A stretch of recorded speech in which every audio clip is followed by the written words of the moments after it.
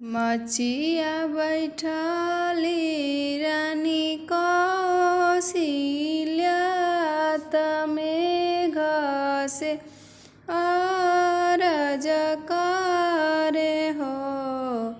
मेघ जनी बारिश के दली के बनवाती नहु जियरा व्याकुल हो।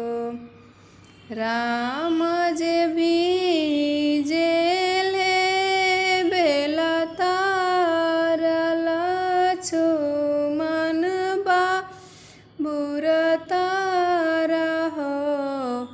अरे सीता सुंदर भीजेली अशोक तरती नहु जियरा व्याकुल हो।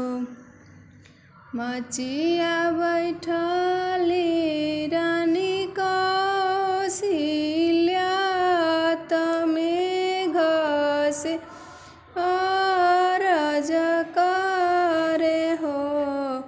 मेघ जनी बारिश के दली के बनवाती नहु जियरा व्याकुल हो।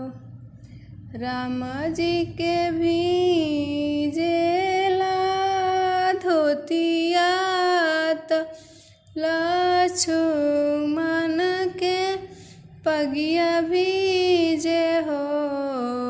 अरे सीता जी के भीजेला चुनरिया तीनहु जियरा व्याकुल